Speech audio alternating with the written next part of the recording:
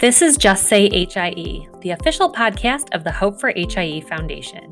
I'm Betsy Pilon, your host, bringing the stories of the HIE community from around the world to you, our listeners. Hope for HIE is a nonprofit organization and the largest collective of HIE families anywhere in the world, and each story across all outcomes has its own version of hope to share. Join us as we explore each unique journey and connection. Welcome, everyone. I'm really excited to have a conversation with David Ford, who's the president of the board of directors for Hope for HIE, and it is giving season once again. And we have a lot of different things we want to talk about today, David. First, I want to start with you sharing a little bit about your connection to HIE and especially Hope for HIE, what spurred you to get involved, several years ago now, and as you're serving your second stint on the Hope board. Sure. Thanks, Betsy.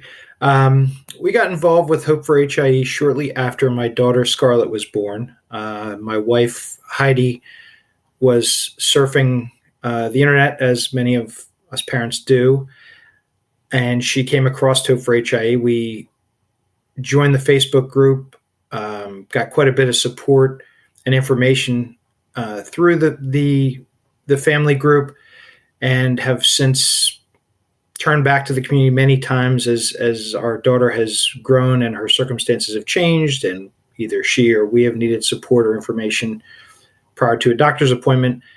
She experienced a hypoxic event either shortly before or during her birth. She spent about 2 weeks in the NICU at Children's Hospital of Philadelphia, as we're located in suburban Philadelphia. And she's now a first grader and just had her 7th birthday. Yeah, it's been wonderful to watch. One of the things that we love to do in the community is watch these kids grow up. And really, I know that you guys have, woven in and out as needs, as many of our families do, as needs pop up and support. So I'd love to hear more about, what really kind of spurred you on to get more involved with Hope for HIE. Well, I currently own and operate a small family business. I've been doing that for about 7 years. I'm a second-generation business owner. Prior to that, I spent about 10 years in professional development in the nonprofit sector. My career started with United Way, and then I worked for 2 community-based anti-poverty organizations, and enjoyed the profession. The reason I left it was because my parents were looking to exit the business, and that was our succession plan. But when I found Hope for HIE, I felt like I could contribute using my development experience to help advance the mission of the organization, which is how I ended up here. So you've done an incredible amount of work for the organization, and you started in one role, and now you've obviously there's been a lot of change and a lot of growth with the organization, which you have helped contribute to significantly over the past couple of years. So I'd love to hear real quick, what is one thing that you're most proud of that you've brought to the organization and seeing the growth that's happened? Boy, it's tough to put my finger on one thing. There's been so much growth and so much activity and so many new partners and wonderful things that have happened in my 5 or so years, or maybe a little longer, 6 years involved with Hope for HIE.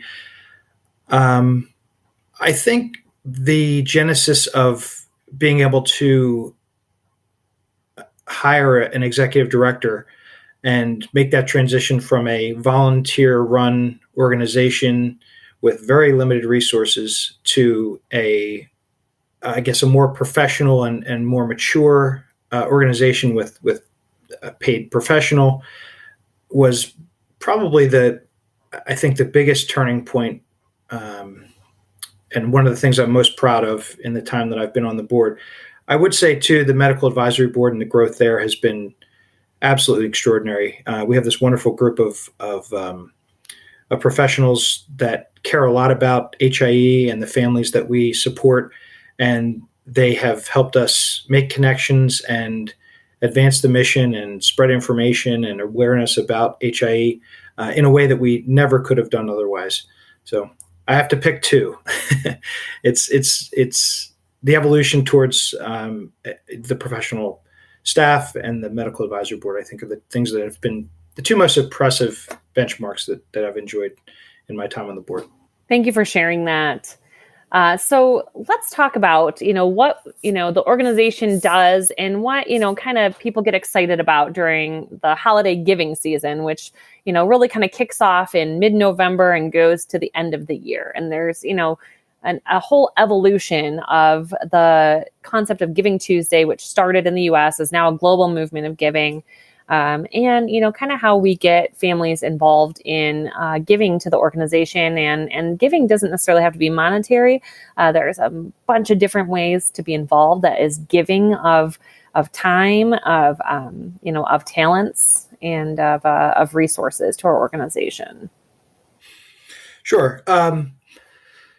Well, I guess I'll start with my own personal involvement with the organization over the years. I initially got involved in more of the advocacy and awareness role on the board. And as part of that, one thing I did was lead the effort in my state of Pennsylvania to have have Awareness Month recognized by the state legislature, the governor, and some other elected officials in our region. And that is certainly something that was important to me. A group of families from Pennsylvania visited the Capitol, was recognized as the legislation was passed. We had an opportunity to interact with our legislators and tell them a little bit about our families. And that's something that other families in other states can get involved with. We have templates for that. So aside from just, I think that's a good example of ways families can contribute without opening their wallets or shaking down their friends and family for donations. So I wanted to kind of start there because there are some entry points that don't involve raising money necessarily. But as far as raising money, I mean, essentially, the organization needs resources to function. We do a variety of things. The money goes towards a number of different programs and initiatives. And so that's a sort of a necessary function of a nonprofit organization. So that's why we ask for money. That's why we seek corporate support. That's why we seek grants. That's why we do the things we do. So the money typically comes to the organization in a few different ways. There's some fundraising initiatives that we do throughout the year, including Giving Tuesday, our holiday appeal, the Hustle for Hope virtual 5K, our Partners in Hope corporate and foundation giving program. For example, I typically do a Facebook fundraiser in concert with my daughter's birthday each year. My wife and I, when we decide what our budget for charitable giving is for the year, we typically split it between a year-end gift and a matching gift that helps, hopefully helps facilitate giving to our Facebook fundraiser in honor of our daughter's birthday. So we'll agree to match a certain number of dollars to that fundraiser. I think that shows good faith in the charity and our shared interest in the mission. And then we make a year-end gift to Hope for HIE in addition to that. And that's sort of how we plan out our giving. I know we typically, during the holiday giving season, we typically try to shoot for 100 Facebook fundraisers for, with a goal of $100 each. I think we call that our 100 for 100 campaign. So if you're inclined and you're on Facebook, I'm not very active, but I always make a point to hit my friends up for support, and they're always very generous, which I appreciate. And I get to tell a little bit more about Scarlett and share updates about her. This year we were lucky enough to be able to share a nice video from her 7th birthday of she and her friends dancing. So that was fun and well received by my supporters. So it's a nice way to celebrate her and also acknowledge their role in her life and their support for her. And it just, it's an all around positive thing each year. I get nice comments from my friends and who have followed her journey from day one. So we also, people can contribute through the website. They can make an online gift. They can write a check. They can send us a money order, anything like that. The information's all there. If you go to our website, hopeforhie.org, and click donate, you'll see the variety of options we have. You can make a monthly recurring donation.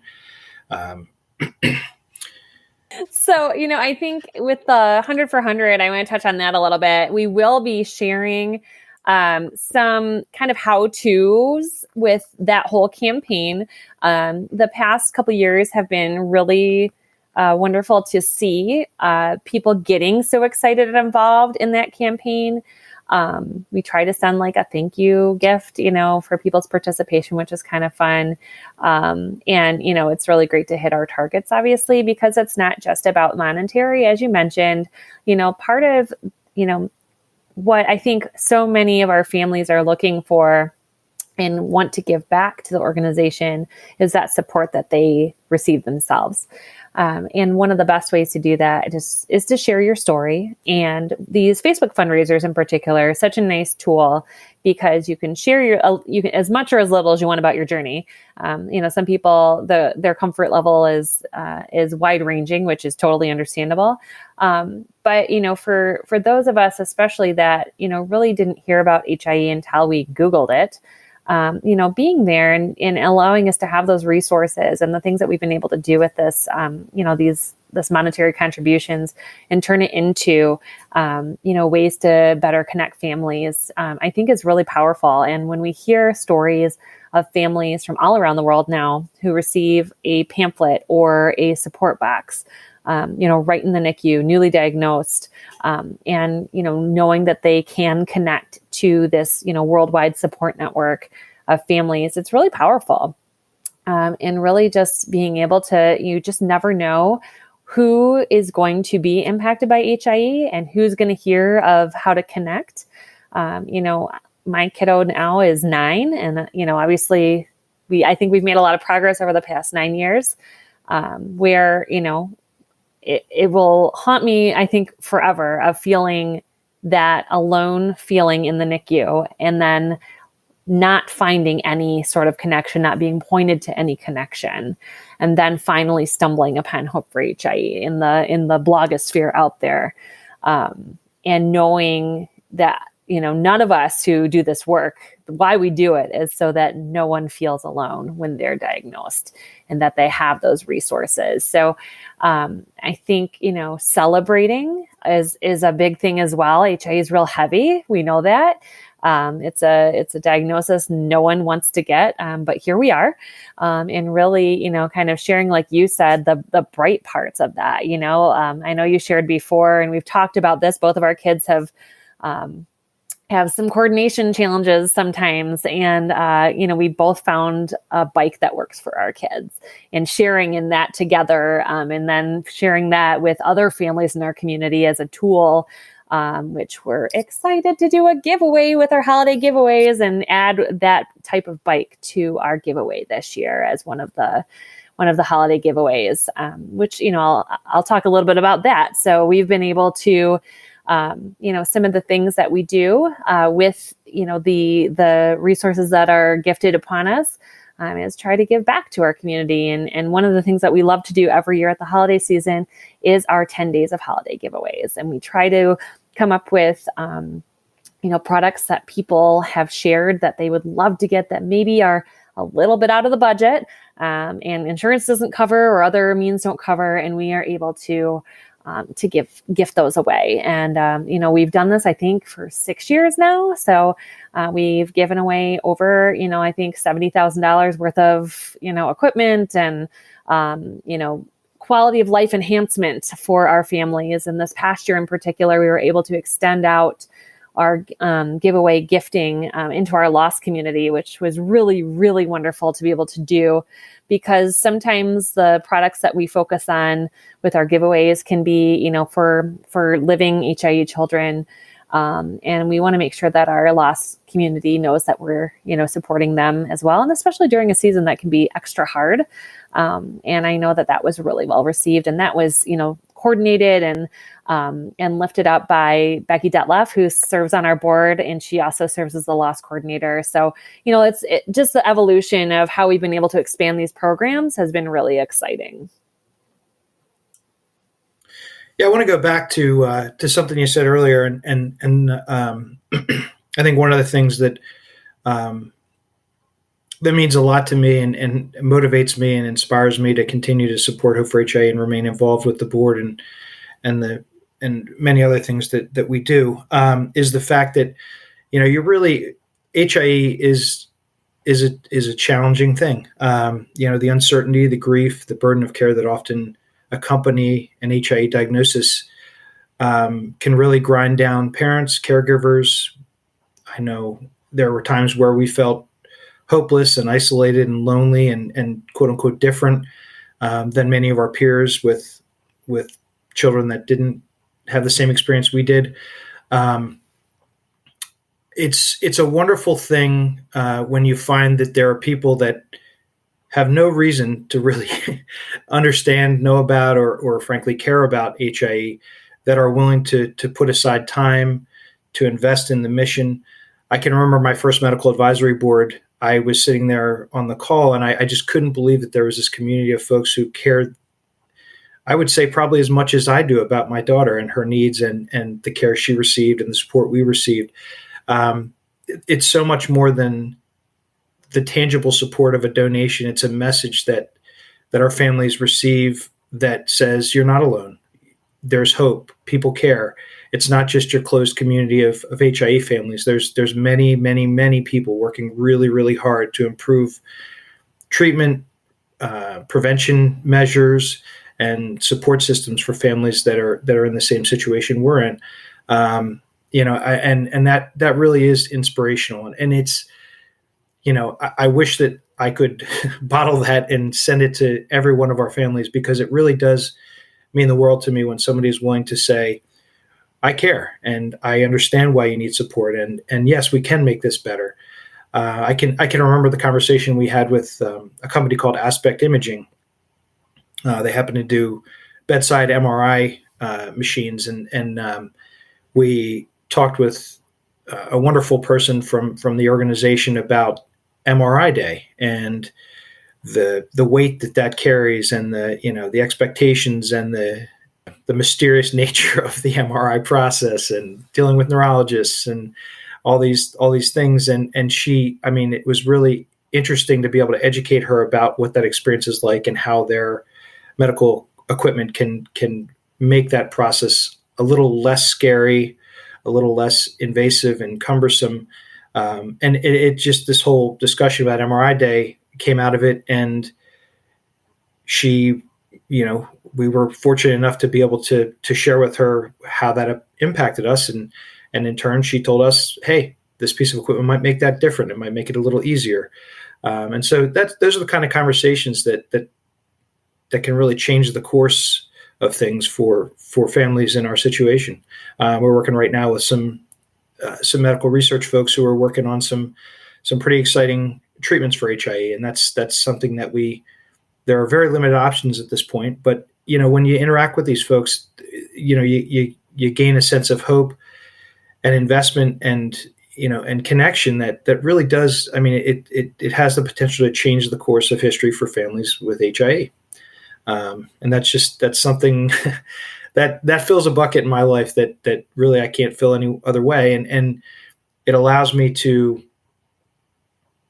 I think, give back for what I've received from Hope for HIE. It also allows me it empowers me to sort of wrestle back control over some of the things that I went through and allow me to process and deal with those things in a fruitful way.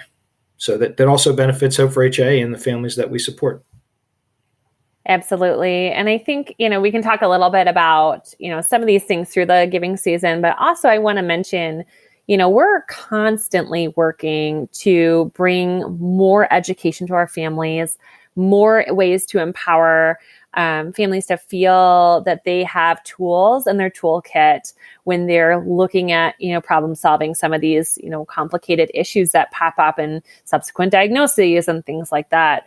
And one of the things I just want to touch on is that we're really working on planning out a family conference online conference for next fall in 2022.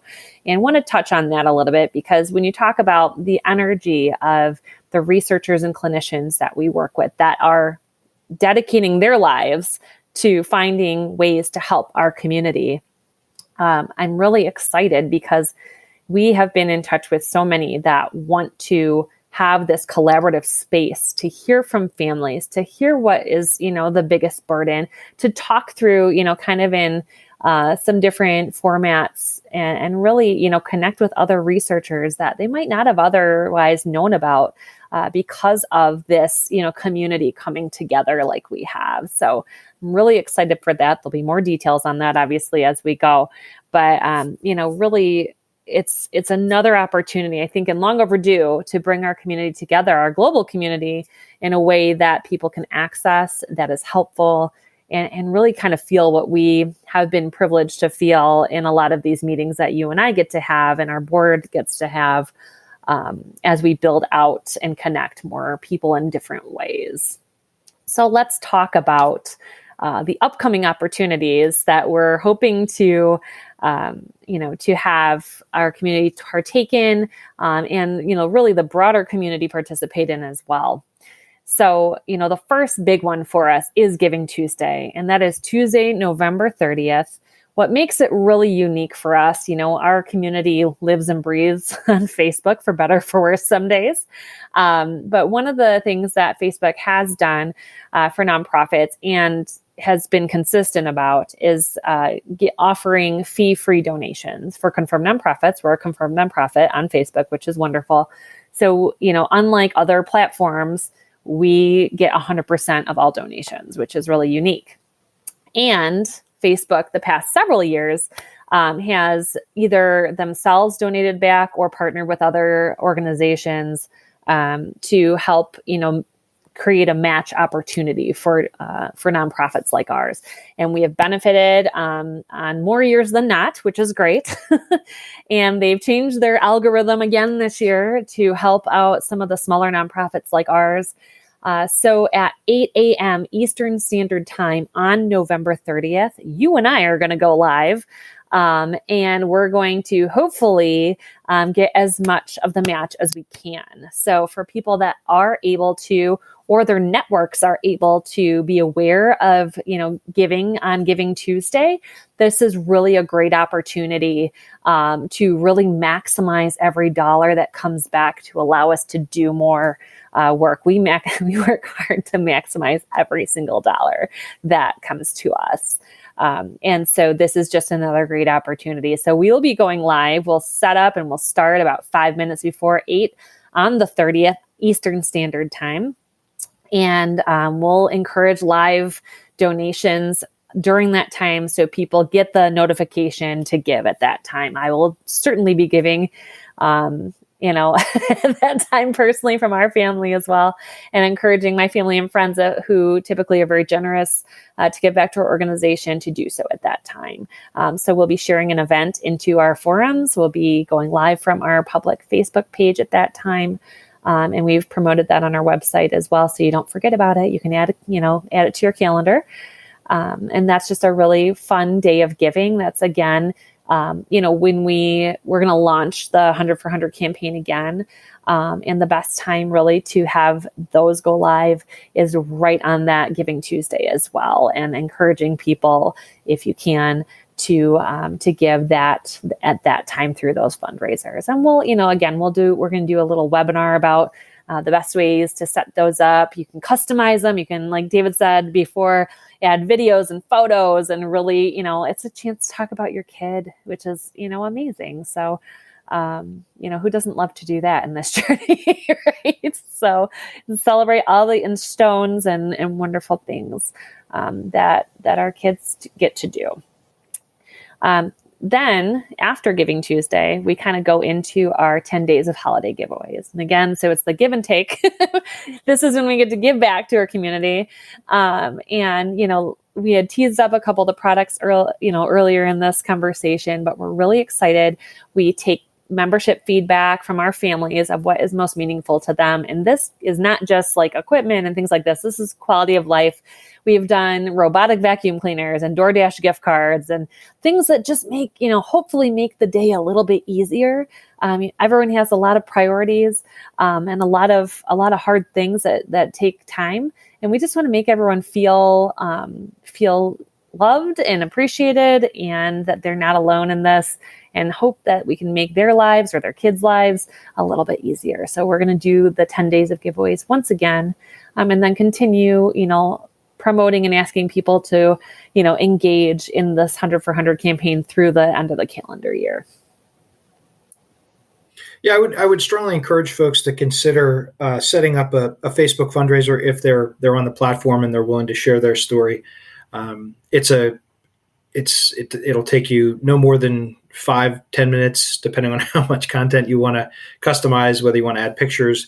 And again, consider if you have the means to, setting up a match is usually a good way to encourage people to support your fundraiser. There are a lot of grandparents on Facebook too. Encourage them to set up fundraisers. Grandparents are often a huge, at least in my family, they're a huge part of our support network. They do anything for our daughter, or both of our daughters, really. But they've been there literally from day one and every step of the way since. So reach out to your grandparents out there and say, hey, would you mind setting up a Facebook fundraiser? Because obviously they're going to tap into a completely different network of people than you might be able to tap into. And I'm sure they've already told their friends and their peers lots and lots about their grandchildren. So they're already familiar with the story in a lot of cases. We'd love to hit that 100 for 100 goal and see where that takes us. It's great because one of the nice things that comes out of that campaign is that people get back to us and say, I had no idea I was going to raise this much money, and in some cases it's $250. In some cases it's $2,000. And so any goal, any means that you can achieve in those fundraisers really does make a difference for Hope for HIE and the families that we support. The other thing that we'll be rolling out probably early 2022 is registration for the Hustle for Hope virtual 5K. This will be our third year. The event's been well received since we started a couple of years ago. We happened to time it well because it was sort of on the brink of the pandemic. We originally didn't anticipate that, but the virtual platform for 5Ks worked out quite well. We've had some sponsors over the years. We have, typically more than 200 runners that participate, and you can run, walk, roll, no matter how you do it, as long as you complete the 5K. And heck, if you don't complete the 5K, we're not going to rat you out. You'll still get your shirt and your finishing medal and the other things that we send out to each of the participants. So, it's a fun thing. Again, we have a little Facebook group that we start for that each year. People enjoy sharing photos and stories of how they completed it. You can do it any venue you like. You can do it all at once. You can do it over the course of several mini walks or runs or rolls, whatever you'd like to do. So stay tuned for that. And we've began using an easy to use platform last year that makes registration a breeze. It takes no more than 2 minutes to do it. Yeah. And we're hoping to encourage people this year now that, the first one was at the onset of COVID. So such an interesting time. We had really hoped to, do some in-person, events with our local chapter groups in particular, but had kind of put that on pause. So we're hoping that this next round, we really encourage people in those local groups to pick a location, pick a date, pick a time, and, get a group together safely outdoors, and really feel, like a good sense of community. That's a really fun opportunity to do that. I know we're planning on doing that for the first time locally to us as well, and get that date and time picked out in location, because we have a lot of local people that really want to get together and do it this year. So looking forward to that. It's a great event that has been something that's really fun. And I think one of the most fun things too is seeing our kids participate, and whether they're in a gait trainer or wheelchair or walk-in or, whatever they're doing, it's just really, really fun to see them participate. One of our sponsors for the Hustle for Hope virtual 5K in the past has been Trexo Robotics. They're also a partner in Hope. They were our first, in fact, which is the program for corporate and foundation giving. one of the families involved with Trexo has a son who uses a robotic gait trainer developed by Trexo. He completed the virtual 5K in the robotic gait trainer and was featured in Runner's World because of the story and the event. It got some nice press in Runner's World, which is probably the world's largest publication for the running industry. So that was pretty exciting stuff. Yeah. And again, I think that's another great example of how the greater community comes together around our kids and families. Wonderful. So next steps, right? We are excited again to bring, this season of giving to our community and continue to find ways to be involved. So we encourage everyone, we've got some amazing families. I think one of the best parts of being a part of the community is meeting people that you would not have otherwise met, whether that's virtually and then making it, happen in person or just connecting over the interwebs across the world. And that is something that I think is really unique and wonderful about our community. So I encourage everyone, to get involved in obviously the things we've talked about today, but also, find other ways to connect and reach out and be that lamplighter for someone else in their journey. It's really, everyone wins. I think when that happens, you feel good that your story of trauma and difficulty can help someone else and lift them up and show them that there's a lot of good in this journey, despite the hard that comes with it as well. David, I want to thank you for taking your time, not only serving on the board of directors, but just being an impassioned, advocate for Scarlett and for all of our families, and just all the wonderful things that you do to bring new and exciting programs and opportunities for people to participate and give back to the organization and be a part of the organization.